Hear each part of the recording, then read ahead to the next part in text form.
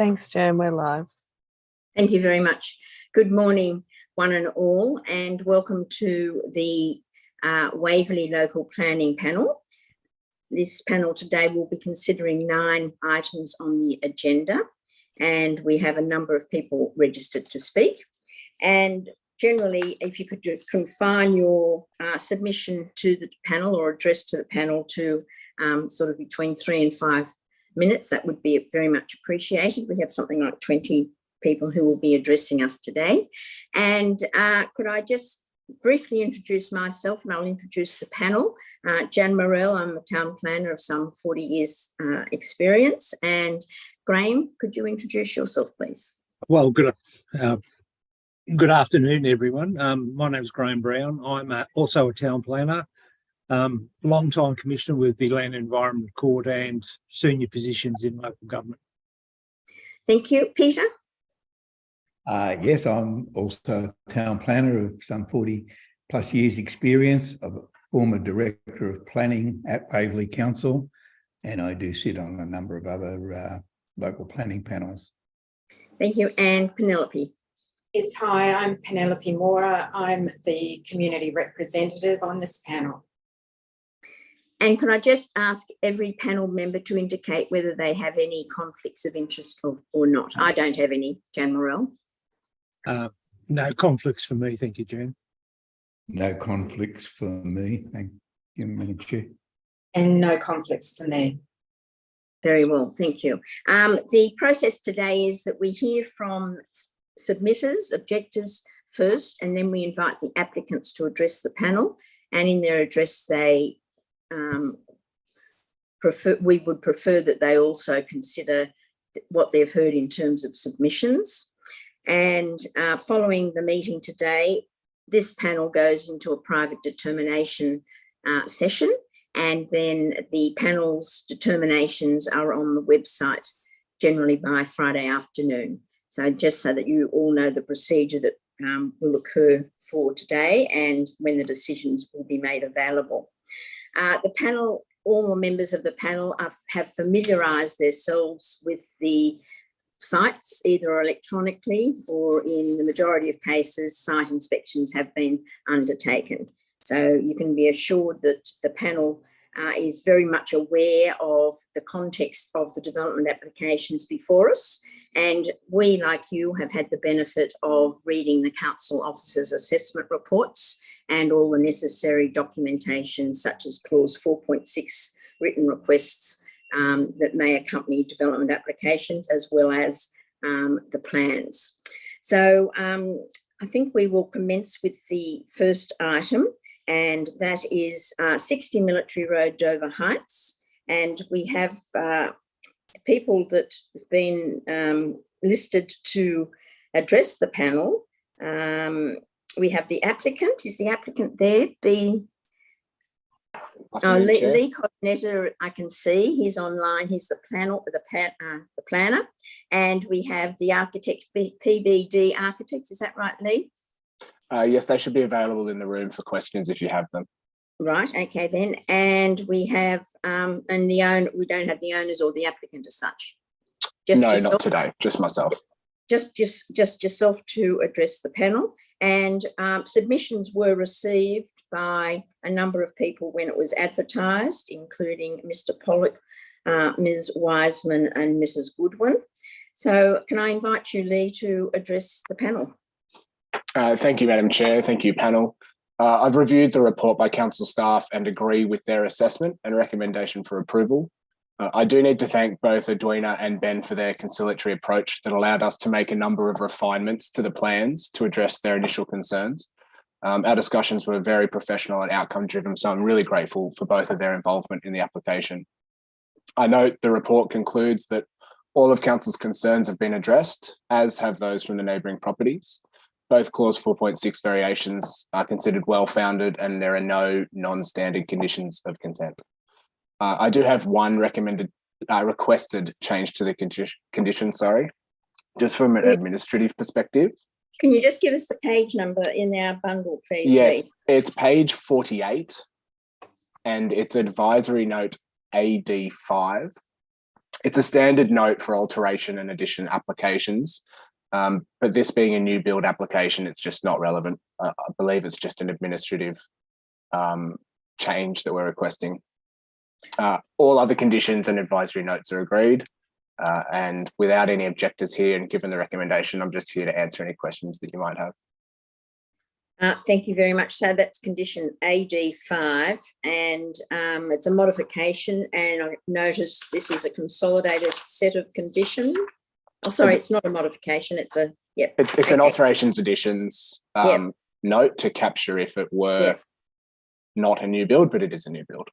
Right, thanks very much. And we do notice that there has been a number of iterations, at least 3, that I'm aware of in the plans, and initially there were concerns about FSR, excavation, etc., and the plans have been amended to allay those concerns or mitigate them as such.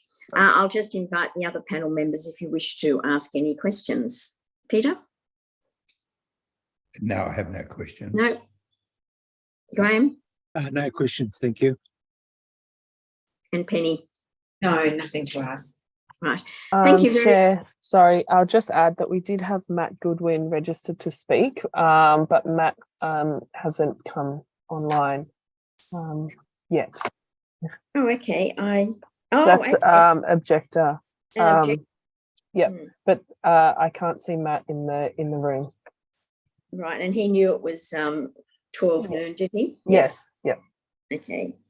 All right then. So I just wish to say that the submitters, and I did mention their names, I didn't have him registered on my list to speak, but anyway, you can be assured that the panel will have read the submissions to the development applications as well. So thank you for that. Thank you, Mr. Cosnetta, and the panel will make a determination later on. Thank you. Can we now move to the modification of 20 Wentworth Street, Dover Heights? And this is modification to alter the internal layout, windows, bin enclosure, planter, roof terrace and stair access landscaping to the development, which has been already approved. And registered to speak, we have the applicant, Simon Coe, and the architect, Dan Clift. Are you on the line, both of you? I am. Dan Clift. Yes, and Simon? I believe Simon yes. should be online. Yes, I'm online. You are on the line. Okay, fine. Thank you very much. Now, did you wish to address the panel, Simon, or are you happy for your architect to address the panel? I'm happy for Dan to address the assessment report. Right. Thank you very much. So over to you, Dan. Thanks, Madam Chair. I've reviewed the assessment officer's report. Essentially, we agree with the recommended conditions and the advisory notes. Essentially, we're here to answer any questions. Right, okay. I'll just see if any of the panel members have a question for you. Panel members, if you do, please just ask your question. No questions for me, thank you. No, okay then. No question. Rightio. Yes, we note the recommendation and your submission, and we will be making a decision later on, Dan and the owner, Simon Coe. Okay. Thank you Thank very you much. very much. The decision will be on the website by Friday at the latest. Okay. Great. Thank you. Thank you. Now we'll move to the third agenda item, which is 68 Gilbert Street, Dover Heights, and demolition of the existing dual occupancy and construction of a new dual occupancy with basement parking, swimming pools, tree removal, landscaping and strata plan subdivision. On this particular item, we have a number of people, but we don't have any registered speakers. We notice there have been a number of submissions received in respect of the matter from adjoining owners, and the architect, Mark Shapiro, and the planner have not registered to speak. So this matter will be dealt with in our private session, and our decision will be on the website. Thank you very much. So item number 4 is Portland Street, Dover Heights. This is a modification to extend each dwelling at the rear of the approved balconies at the first floor level.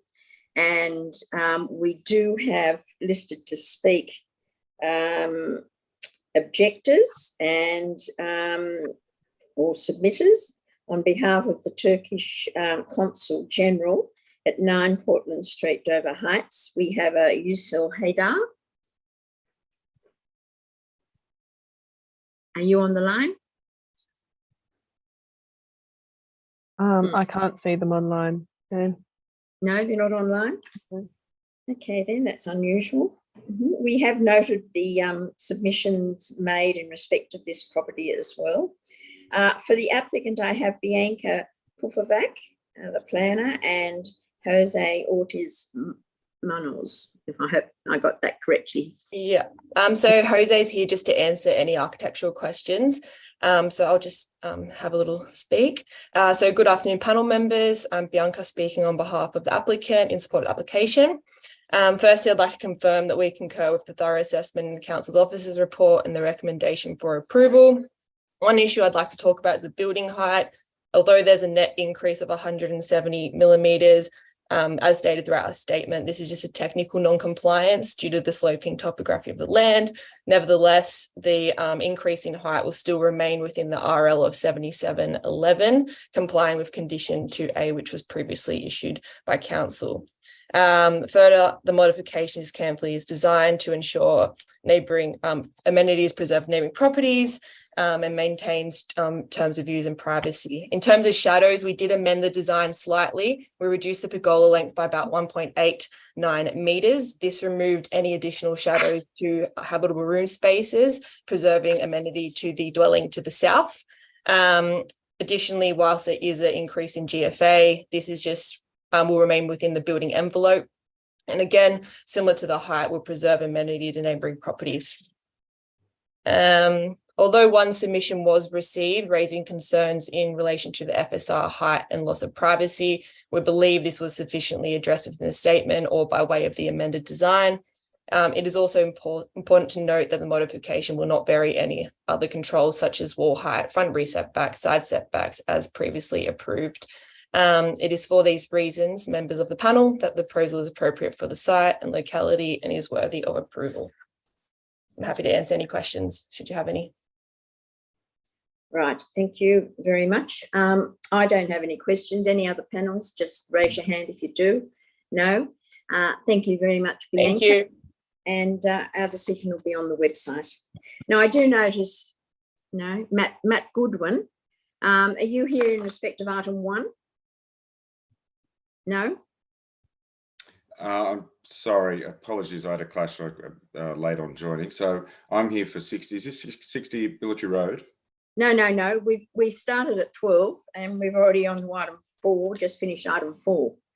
In the normal course of events is we allow submitters objectors to make their address to the panel first, and then we invite the applicant's representatives to address the panel, and the applicant's representative may still be there. Mr. Cosnetta? I stayed online just in case. Okay, thank you very much. In this case, we'll provide you, afford you the opportunity, Mr. Goodwin, to address the panel, even though you're late. But Lee Cosnetta, fortunately, is here to be able to address any concerns you may have raised. So thank you very much. And if you could stick to a brief address to the panel, thank you. Brilliant, brilliant. Look, I appreciate that, and thanks for allowing me to speak, and thank you, Lee, for staying on as well. So my concerns: I live in 152 Clyde Street, which is adjacent to 60 Military Road and down a sloping block, and my main concern is the visual impact. So I don't think that's been taken into consideration with the drawings. There was one visual impact drawing, but it was how it impacts 2A Waratah Street. There's no drawing for how it impacts 152 Clyde Street. And my primary concern is, well, you know, is an FSR concern as well, but it's about 60% above the R2 limit. But I'm sure that's been taken into consideration. But from the pool edge and 2 of the balconies, there is significant impact straight into my master bedroom, living room, and dining room, as well as our outdoor space. And I don't think that's been captured at all on any of the drawings. So that's my main concern. I know there are some other points that we mentioned, but I don't really want to cloud the issue and my concerns. I think it's just the visual impact. One way to minimize this would be to set the pool edge back somewhat, and that would that would in part address some of these issues.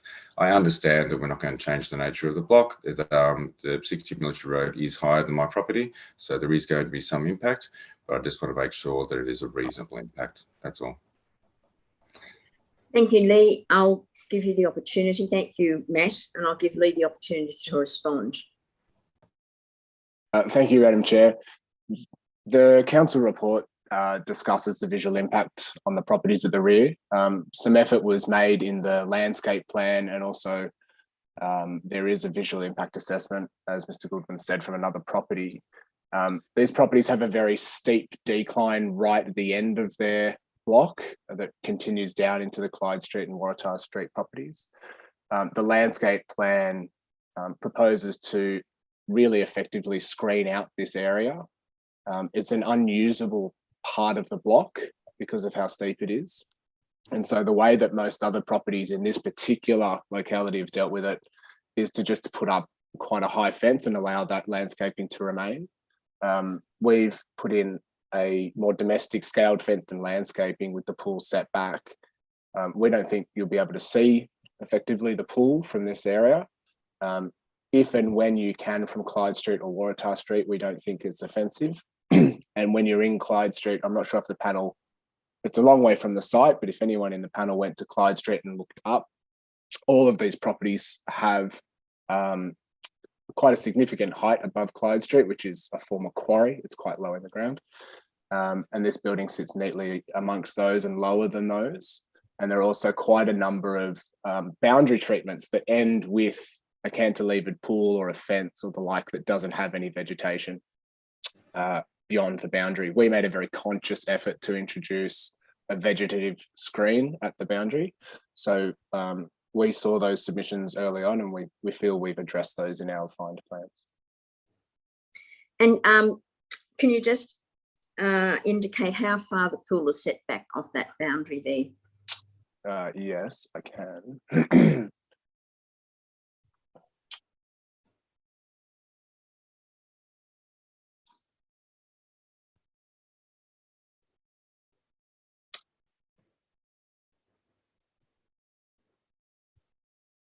It is 2.2 metres to the waterline. With the coping and whatnot, it's probably in the order of 1.8 metres, 1.7 metres with the coping. There's no edge to the pool at that point, so there's nowhere to stand. And the fence itself fences off the entire backyard from the pool area. So the last 7 to 9 metres of the backyard is inaccessible unless you're using the pool and going through the pool gate. Right, so the undercroft of the pool, that will be screened with vegetation within that 1.8 metre setback area. That's correct. There's about 465 plants being brought onto the site. The great majority of them are in the rear yard, and more than half of those are in that space. So it's quite heavily landscaped with small, medium, and then canopy tree style cover in that space. So it's designed to be quite lush, and it's the outlook from the pool. So it's the applicant's desire to have it quite lush as well. Okay, thank you. All right, what we will do, the panel will ensure that it looks at the landscape plan in respect of the location of the pool in your property, Mr. Goodwin. I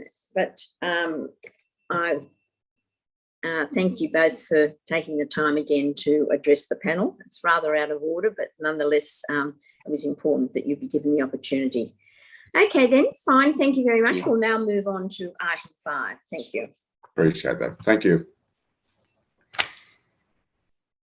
With this is at 5 Tamarama Street, and it's a Torrens title subdivision of a vacant block of land, clause 4.6 are required because of the size of the proposed allotments in comparison to council's minimum subdivision size. I have to address the panel here. Kevin Nuge. NG, yes, Yep. Kevin, NG, and Lucretia Liu, is that right? Correct. Right, thank you very much. So I'm in your hands as to who wishes to go first. Yeah, I'll just make a brief presentation and Kevin may answer any questions of the panel. So good afternoon, members of the panel. My name is Lucretia Liu and I'm speaking on behalf of the applicant and in support of the application.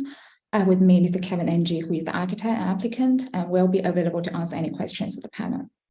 We have reviewed the council officer's report, which has recommended approval and concur with this assessment.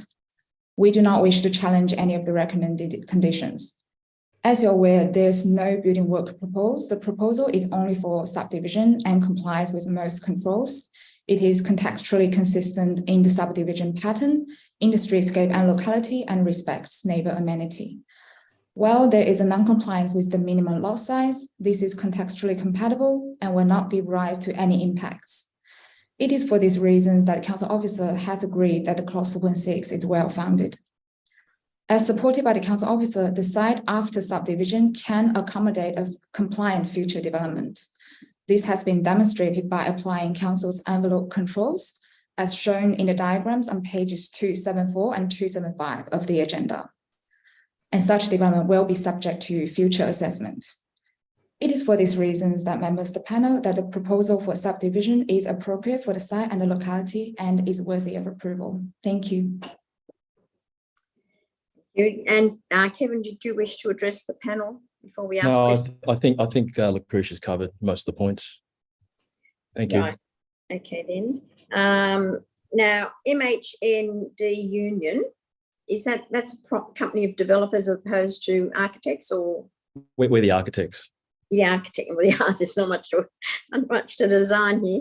Okay, No. so well, my question then to you is, yes, there are many in the area that are semi-detached dwellings, but they have been built as a pair of semi-detached dwellings, and the concern is, or my concern, not necessarily shared by all the panel, but nonetheless, my concern is that the ultimate built form outcome on the site would not be one that is representative of what we see in the streetscape, because they have all been clearly built as a single dwelling and subdivided, or as a pair of semi-detached dwellings. In this instance, with the subdivision granted now, there would be a lack of certainty as to, in fact, what the final built outcome is, with two separate, quite distinctive dwellings on very narrow lots, one with only a 5 metre width because of a 1 metre easement down the northern boundary.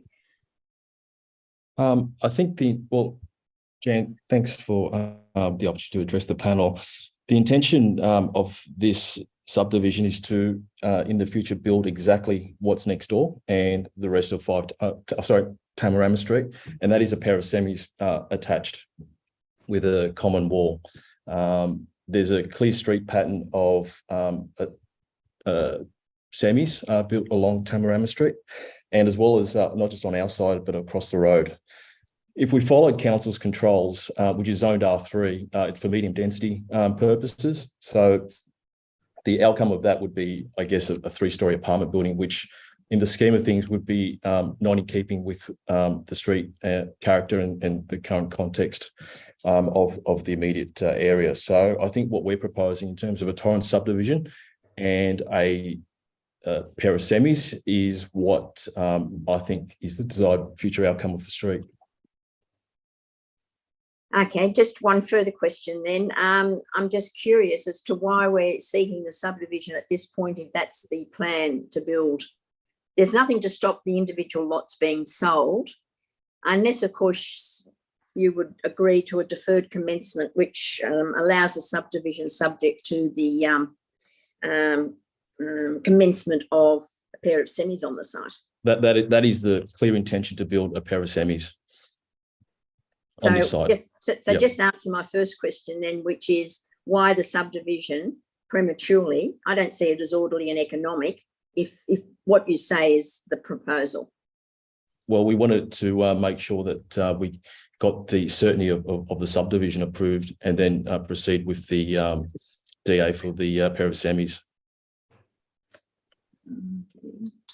So I'm just thinking aloud then, and I haven't really thought it through in a legal sense, but subdivision could be approved subject to a deferred commencement following the commencement of the construction. Approved. So you're proposing a DA condition that says that this Torrens subdivision is approved subject to commencement of construction of a pair of semis. Yep. Because what you don't want is a situation where, let's say, we sell the land individually and someone might put a house there, even though you can't possibly fit a house there, because it makes total sense to put a pair of semis on this street. And I think we as the applicant and the planner agree that that's what we want, because at the moment also when you visit the site, there's nothing there. Because the approach is either if you do nothing there, or you follow council's controls, or you do a pair of semis with a Torrens subdivision. It's the latter that makes total sense in this situation. So again, just thinking out loud and I guess to address your concerns, if the Torrens subdivision approval is subject to construction of a pair of semis, which is what you want to make sure is safeguarded, that we do build a pair of semis on that site and not something else. Yep, that's it. I think, and if I could add, that would give your client certainty that he will get a Torrens title subdivision rather than lodge a DA, get a pair of semis approved, and then the council say, no, we want you to strata title them because of the size of the block. So you'll get certainty and we'll get certainty. Yeah, so we're happy as long as the conditions worded that we have got Torrens title subdivision on this site, but that is subject to the construction of a pair of semis and not anything else. Yeah. Okay. So that, I guess that gives you the panel certainty in terms of the outcome. Yep. Which is in line with what we want to achieve. Yeah. Okay. And look, now I know your intent. That's great. But if I had seen them just sold off individually, I would have had some concerns. Especially with that easement providing another burden. So thank you. Jan, can I just address that easement? So that easement's a 1 metre wide easement, I believe. It actually falls neatly with a future semi detached dwelling. So it just fits neatly in that setback zone. So we'll have no encumbrance on the proposed semi. Right. Okay. No, that's good.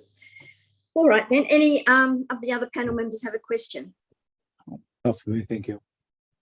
Okay, then thank you both very much for attending, and it's you've answered our queries, and so you'll no doubt see the result on the website by Friday. Thank you very much. Thank you. Thank you.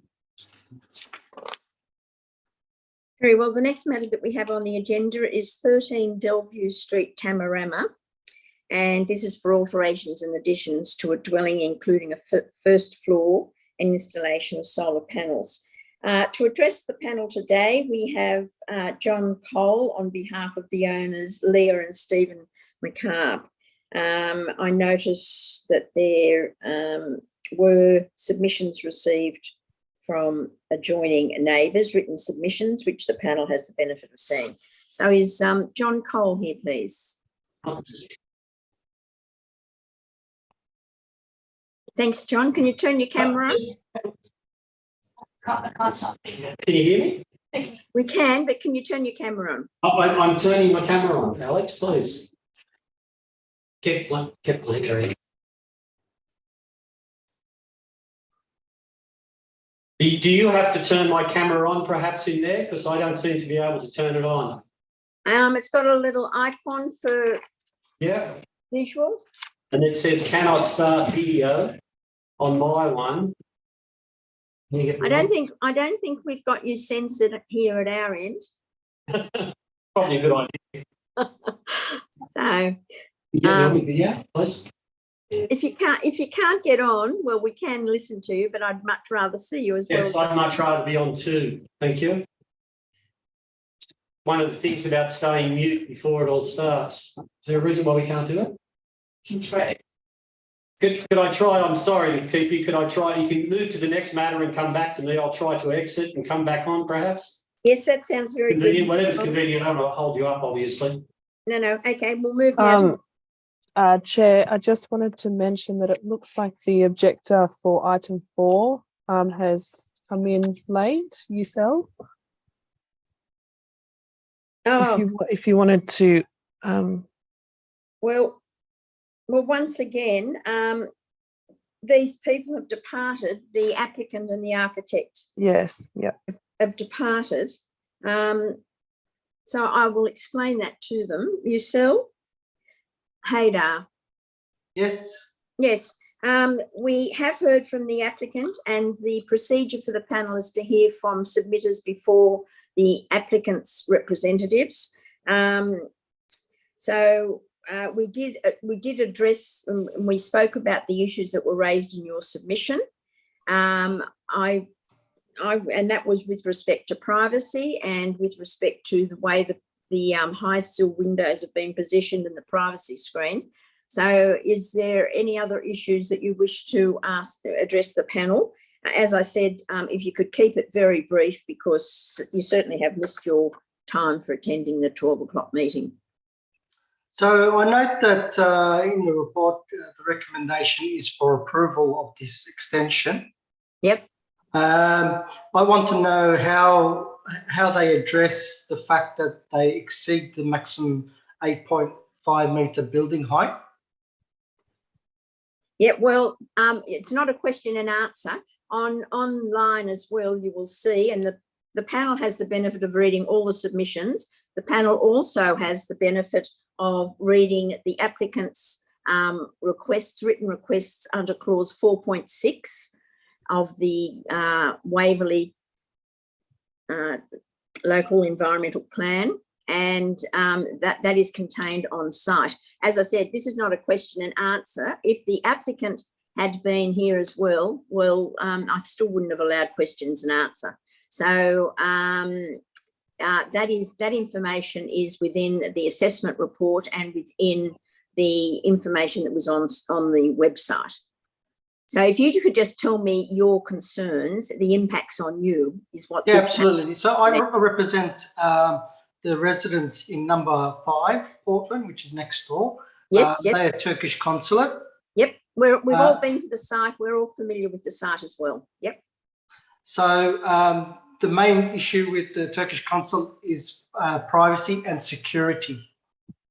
The further they get into the to the rear yard by that 2 metre extension, they're intruding further into the privacy area of the neighbouring property, and they've expressed major security concerns with that being a consulate residence. Mm-hmm. Very well. With respect to privacy as well, there is a screen on that balcony. You will see in the conditions, and there is also highlight windows that adjoin your property or the embassy. So they're matters that are being considered, and we will take your concerns into consideration in our deliberations. Okay, well, that's the main concern from a resident's point of view. Yeah, I presume the embassy would have its own security measures. They do, and with the recent events happening overseas, obviously the security and privacy concerns are elevated. Mm. Yes, but embassies, being the residences of them, have to cohabitate within a residential area unless they choose to live in a fortified premises. So absolutely, but prior to this, there's absolutely no reason for that extension on the top floor. Okay, all right then. Yep.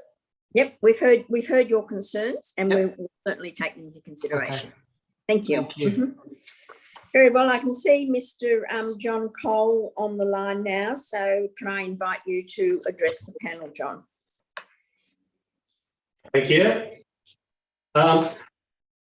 This is rear extension of an existing semi. The family have been there for quite a while already, and it's the long-term family home.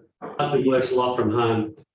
The report suggests, if I could just take you to that, firstly, on the front page, there's 3 submissions. As you go through it, there's actually 2 submissions, and those submissions are from numbers 3 and 9. So the references in the report to multiple submissions regarding view loss to be received, including 3 to 9. It is only 3 to 9. That was contained on page 288 of the report. Well, hang on just a minute. 288. It's 288 that refers to multiple submissions received by. Let's get it for you. Yes, you'll see in the assessment in the table on views, it says views from the public domain are not expected to be impacted. There's no streetscape issue in this one. We've done what everybody else does. We've actually kept the semis exactly the same as they are at the front. It says, however, multiple submissions regarding potential view loss have been received, including 3 and 9 Bellevue Street. But it is only 3 and 9. There are no other multiple submissions in relation to that. And perhaps if I could take you to page 294 of the material, and you'll see that there's quite a helpful aerial photograph near the top on the left-hand side under figure 15. And you'll see 3 is up past the next corner. And I'll take you to some photographs that we gave as additional information in a minute. And 9 is, I think, about 3, how many houses up from us? 1, we're 11. So it's further, it's another 2 up the hill. We're 13, it's further 2 up the hill. So in relation to those, they're the 2 objectives. So the other suggestion that the adjoining properties have objected, and that the only property after you synthesise the report, there's 1 property that's affected with sun, and that is the one next door to us, number 15, and that's at a dormer. I'll come to that in a minute. The other one is view, and that's number 11. Neither of those are objectors. So when we get to actually looking at the impact of the proposal, I'm going to be putting at the end of this, and I beg your indulgence because it'll save everybody a lot of time and money in the long term to go through this with me. If you look at it, 11's to the north, 15's to the south. The issues identified in the executive summary are breach of floor space ratio, view loss and overshadowing. It's in a number of pages, except, for example, on 277 and 278. Could I just start with overshadowing? We've submitted, and the architects have put forward some diagrams to make clear what the overshadowing impact is and how it changes. The table that is set out on page 288 of the proposal sets out how the council goes about shadowing. And if you're on the panel, you're probably all well aware of it. Where the development doesn't comply with the where the development doesn't comply with the development standard and causes a reduction to direct sunlight to adjoining properties, any reduction may be considered unacceptable. And what you say there is that we're looking at sunlight to living areas and to principal open space. That's in the first bullet point. Now, where you don't have compliance now for the neighbour next door at number 15, who isn't an objector, then you look to, are we having any impact whatsoever? And if I could just take you to the diagrams that we put in with additional information. I'm sorry that it did come in the required time, but we didn't have the opportunity to put it back to the council because they had already been indulgent and given the architect time to change previously. But you'll see from those diagrams. So can I just stop you there for one moment, John? Now, look, I've got the submission that you've made, which refers to an amendment to the 4.6. Yep. And I just need to understand, the 4.6 that I read online was in respect of some plans that were in the process of being amended. So I was just wondering whether there was an amended 4.6 put in, or is this over and above that 4.6? Helen Mulcahy did the 4.6. Yeah, I know that. Which was to the current plans that are before you. and that was on floor space. So I'll go to floor space last. That's the only standard we breach. But in regard to that, I just went through Helen's because she's apparently working for the government at the moment doing some other thing. And so where you see there's some changes to the 4.6 from the original one you have, they're just additional notes that I've put in to make sure that it's strapped up as best we can. When I get to floor space... I just need to stop you there. I read the 4.6 of Helen's online, and within that, it said that there were the plans were being amended, meaning they were yet to be put in. So my question is, was there then a new 4.6 put in respect of those amended plans or not? I think the short answer to that is my understanding was that 4.6 that Helen put in that had the 9.9, that was the plans that had the floor space you're dealing with, to the 9.9% variation of the floor space ratio. What they did, the amended plans they put in, they originally had 2 bedrooms in the attic and they took one of them out. So I think the one on the document that I have in front of you, or that we have in front of you now, is basically Helen and my best shot at a 4.6. If you'd indulge me with the can I just say, I mean, as you know, this is a technical point, and we need to have the 4.6, a new 4.6 in respect of whatever the current plans are. So you still haven't answered my question, because I read in Helen's that she was talking about plans being amended. So if I haven't got that 4.6, and this is the 4.6, what you've got here, an amalgam, which the council officers haven't had the opportunity to assess. Yes, the plans, they were looking to amend their plans again. For example, they proposed, and that's what Helen was dealing with, but that never happened because the council, which there's no argument with the client, the council said, no, that's it, you've had your amendments, and we're proceeding on that basis. The 4.6 that you have in front of you is the one in relation to the current plans. And as you point out, it's technical, but I just added some extra words in that after discussing it with Helen, because I just wanted to make sure that the I's were dotted and the T's were crossed in the best way forward. It may well be, by the time I finish this, that you don't even need to consider any 4.6, but I'll get to that when I get the floor space. Because there's a way, purely and simply, on the amended material that you've been provided, our breach is for the storeroom 1, which is the one closest to the street, and 2, which is the next one back into the block. They were created by racking out underneath the foundations in accordance with an approval granted by the council 25 years ago, which is also contained in the additional material we've given you. The front storeroom to the street is actually in accordance with the definition of basement, excluded from the calculation of floor space. You'll see there, I'll come back to views and overshadowing, and I'll just give you floor space because it is the main game, I think. If you'll see the plans that we put in a page from the architect saying FSR and GFA calculations. Yep, and you'll see there under heading 2 that there is a further calculation, which is if the storeroom closest to the street, which is no more than a metre out of the ground and is in a basement completely, is excluded, as it is under clause or subclause F of the definition.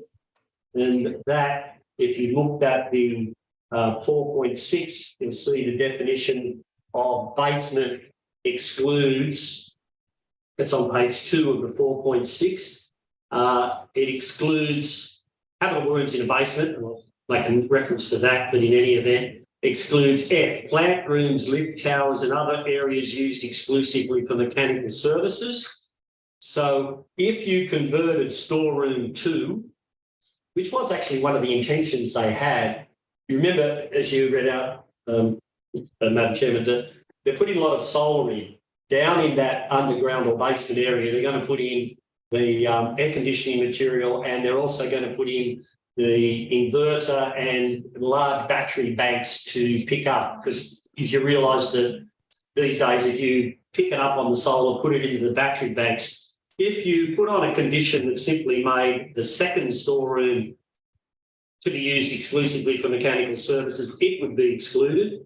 And the first storeroom closest to the street, if you look at the definition of basement, which is again contained on page 2 of the clause 4.6 objection, it says a space, you all know what it is, space predominantly below ground level, floor level immediately above is less than a metre. So if you have a look at the hatching on the northern elevation provided in the additional material, you'll see that where that metre is actually documented, and that gets rid of, in fact, all of storeroom 1 closest to the street and storeroom, part of storeroom 2, but in any event, if you convert it to a... Okay. Can I just stop you there for one moment, John, and I just wanted to confer with the panel, and I'm always transparent, so I'll do it aloud. It just seems to me that if you were seeking a deferral, there would be an opportunity for the applicant to formally submit the plans and for them to be assessed, because this panel is only a determining body. It is not an assessment body as such, and it's not like we're in a court case. So can I just ask the views of my fellow panel members? Graham? It's getting very complicated, Jan. I mean, Well, but what are you agreeing with me, or are you saying that we continue? No, I agree with you. I'm having trouble following it from where I am. Can I say this, Madam Chair? We'd be very happy to take an adjournment and put this material back before the council. Well, we're at a panel. So yes, no, I'm sorry, adjournment. I'm too used to everybody being in different roles. Okay, Peter Brennan, can I ask where you stand on this? You're on mute, sorry, Peter. Sorry, I would support a deferral to allow council to consider the revised 4.6 and the revised plans. And then not the revised 4.6, it's a new 4.6 with the amended plans. Yes. Okay. I'd be happy with that, and maybe as in the briefings we discussed the opportunity that matter could be considered at an electronic meeting further down the track. Okay, and there may be a need for a site inspection as well, and the panel could just meet there. Penny? Yeah, I agree with that. I think a deferral is the best course of action at this point. Yep, because we can't assess all this, John. I mean, I know. I completely agree, and I appreciate the opportunity. Thank you. So I can't say that will necessarily be the decision, but you do appreciate we have to. The other alternative is, if it was refused, the applicant has the opportunity of an 8.2 of putting all the information together. So yes. Yeah, okay. We did look at that, but anyway, we thought that yes, it would be better taking your approach, Madam Chair. Thank you. We'll save everybody a bit more time and money. Okay, all right then. We will move on to the next matter. We've indicated that there are 2 choices for the panel in that matter. And so we'll now move on to item number 7, which is the 27 Fletcher Street, Tamarama. Alterations and additions to an existing building, including double car space and new roof terrace and use as a single dwelling.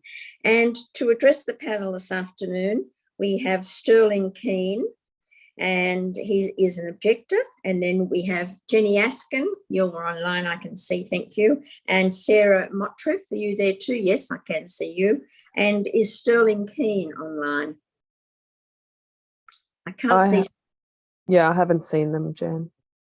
Everyone must have thought this meeting was starting at 2 or something. Oh Deary me. Either that or they think we're terribly inefficient. Yes. All right then. Okay, now if Sterling Keane turns up, I give you the opportunity, Jenny, to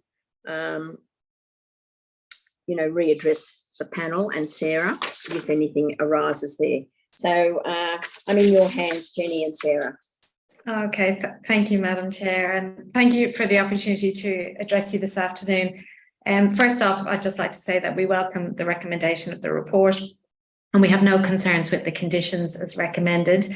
The proposal that is before you today has come about from addressing a deferral issued by Council, and we believe that the amendments have addressed the issues that were raised by Council initially and also by the objectors. I just wanted to, main reason for being here today is to answer any questions and address anything that was raised by the objectors. Without knowing what their concerns were, I'll just touch on a couple of issues that have also been addressed within the report. With regards to height, the height non-compliance relates to a privacy screen only, and the report has confirmed that, that the justification in the variation is sound, noting that the screen will not result in any loss of views or overshadowing, and it will actually improve privacy for the occupants of number 25. Also, it's not visible. Can I just stop you there for one moment, because yes, that is one issue, because the person that was coming on was from 25, and okay. And they're in areas such as this, as you well know, mutual overlooking and steep topography, etc., and views or district views is something that is not out of place. So we have been considering whether, in fact, the necessity for that screen.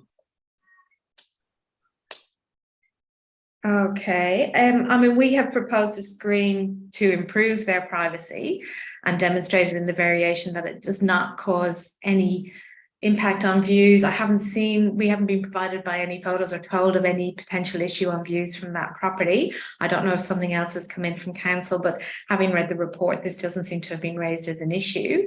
If there is a view issue, we're happy to address that. Alternatively, we could go with not having the screen, but we just felt like it was a good opportunity to protect their privacy and actually improve their privacy. So I suppose that's something for the panel to consider. Yeah, as I said, mutual overlooking in these instances is not uncommon. So that's correct. And I'd also just note that there is that separation from number 25 in that terrace area is set back from that western boundary. Yep. Mm-hmm. So then just touching on FSR, what the additional FSR is actually attributed to the excavation areas at the garage level, and there's a reduction in FSR at all other levels. So the building envelope itself will be reduced. There is therefore no environmental impact as a result of that GFA, given that it's at that lower ground level, and it also has no bearing on the height of the building. And another issue in terms of wall height, the exceedance of the wall height control is limited to the rear of the building, and that's as a result of the steeply sloping nature of the site. But what you'll have also seen is that we're actually going to bring the building into compliance in terms of the height control through the provision of that flat roof to the rear. As demonstrated in the report, it will provide a contemporary building which will provide a much more positive contribution to the visual amenity of the locality, and it's a form that we consider suitable in this context, and it will protect the amenity of adjoining properties, particularly in terms of views. I take on board the previous comments, privacy and overshadowing and visual bulk. So we're happy to answer any questions you have, or if the applicant has come online, to hear them and respond to anything. Yeah, can we check to see whether Sterling Keane is there? Still not here, no. No, okay then. All right then. Sarah, do you wish to address the panel? And you've heard my comments. First of all, it might be appropriate if other panel members have a question, and then we can deal with it all together. Graham? No questions, thanks, Jan. And Peter? On mute. You need to be unmuted. Sorry. Yeah, just reaffirming, I think what Jenny was saying is that if we were persuaded by the objector, if he comes, that that privacy screen does impact views, and he certainly has intimated that in a late submission, that the applicant wouldn't have any objection to the reduction in height of that screen. I believe we can remove that screen if that's what the neighbors would be more comfortable with. Yeah. Yeah. Thank you. Okay, thank you. And Penny, I think your concerns may have been similar, but I'll give you. Yeah, they were. That's been answered. Thank you. Okay, lovely. Thank you. Okay, Sarah, is there anything further you wish to address the panel on? No, I'm here to support any and ask any questions that you might have. So thank you for the opportunity. Right, great. Okay, then, well, thank you both very much for your time, and our decision will be on the web by Friday. Okay, thank you very much. Thank you. Thanks. Now, I need some help here, Emma, because my computer only printed out to 7. Oh, yes, there are no registered speakers for item number 8. Yes, and item number 9. Item number 9. So item number 8 we dealt with in private session. 9. Yes. 9, we do have the applicant registered, Mary Ellen Hudson, but I can't see Mary Ellen online either.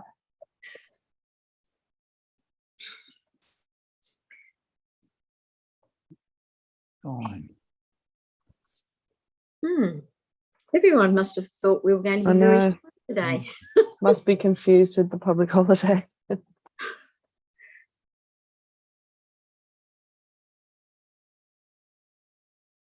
Would you like the opportunity of giving her a call, Emma? Sure. Just give me a few minutes and I'll come back to you. Okay.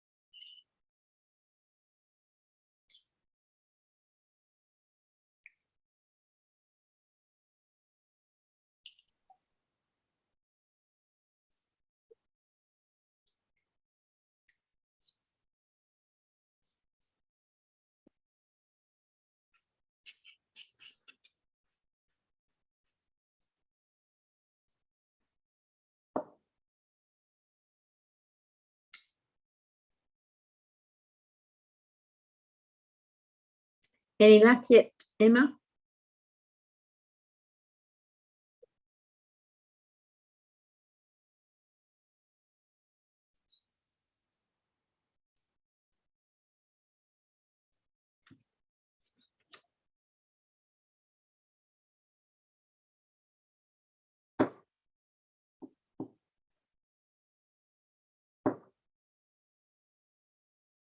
Hi, Jen.